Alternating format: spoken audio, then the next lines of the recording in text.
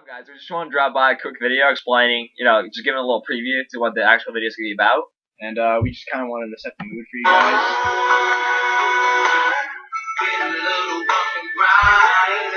Not that kind of mood.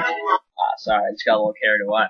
But the story is about me. It's like I'm a time traveler. I'm going back in time to visit Fibonacci because, that's just what we do. I'm Russian. Yeah, that's going to be a story. I hope you guys enjoy. See you guys in a bit. Who should I visit today? Maybe Fibonacci. Thinking of Pisa. Sounds like a plan.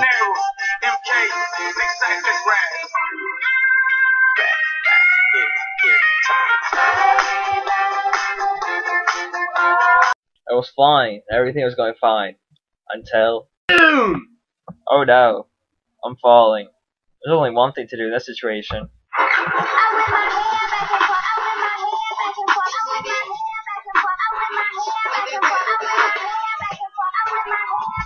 I crashed, but it wasn't the worst of it. I don't know where I was. Maybe in... Wait, but I thought this was Pisa. I looked all around the world, showing everybody this one picture I had of him, hoping to find him. Hello, I'm Fibonacci. After endless search, I found Fibonacci. So now I get the privilege to... gotta find out the real truth about him. I finally got to catch up with Fibonacci, and I get a chance to ask him all the questions. So, I just want to ask you first, can you, give a little history about yourself, like, who are you? Well, I mean, I don't mean to brag, but I'm the greatest European mathematician of the Middle Ages. They call me Leonardo of Pisa. I was one of the first people to introduce Indo-Arabic number system into Europe, the positional system that you guys use in your era. Based on 10 digits with this decimal point and a symbol for 0, my book, called Fibonacci, can teach you all you need to know on how to do arithmetic in decimal system. The book describes in Latin the rules you all learn at elementary school for adding numbers, subtracting, multiplying, and dividing. So basically, I'm a math.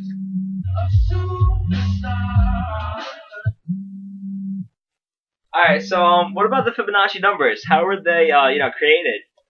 Well, the Fibonacci numbers came from my famous problem. If two newly born rabbits are placed in a field and are able to mate after 1 month, and the female always bears 2 rabbits, a male and a female, suppose they never die, how many rabbits will be born in a year? The Fibonacci numbers are the solution to this problem.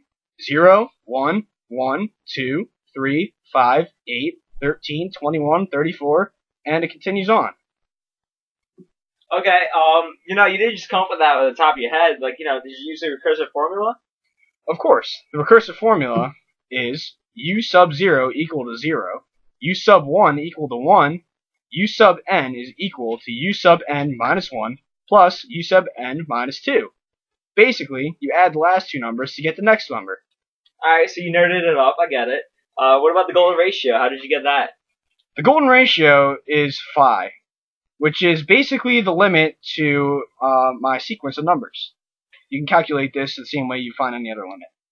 Alright, and what about the Fibonacci spiral? How was it made? And I know that you have a drawing of it with you too, so can you tell us about that?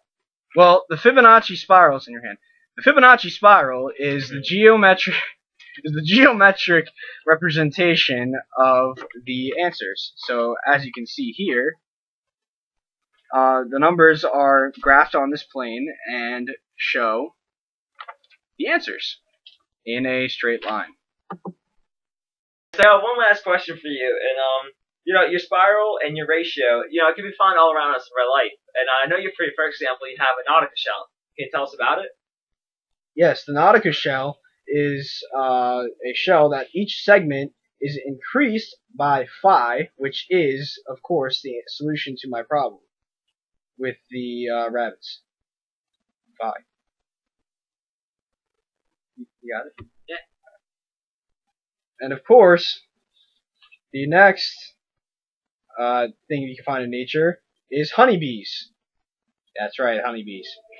Because every time that they mate, the males have one parent, a female, and she has 2 grandparents, which is her male and a female, and he has 3 great-grandparents, and his mother had 2 parents, but his grandfather only had 1.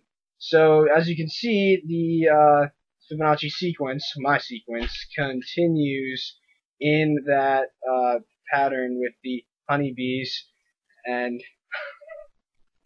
my hat won't stay on my head. Okay, no. And the next example that you can find is, of course, flowers, because flowers are pretty. Flowers are not only pretty, but they are also part of the Fibonacci sequence. 3 petals such as irises and lilies, 5 petals such as buttercup, wild rose, lacquer, combine, pinks, and 8 petals such as daffodiliums, and 13 petals such as ragwort, corn marigold, cineraria, and some daisies. 21 petals such as aster, black-eyed Susans, and chicory. 34 petals such as plantain and pyrethrum, and 55 and 89 petals, and you get the idea. Flowers are in nature, and they are part of the Fibonacci sequence! Nice. You guys like the project? 'Cause, I liked it. How about you? Yeah, I liked it pretty good, too. Yeah, some cool things about it. Maybe like something like this.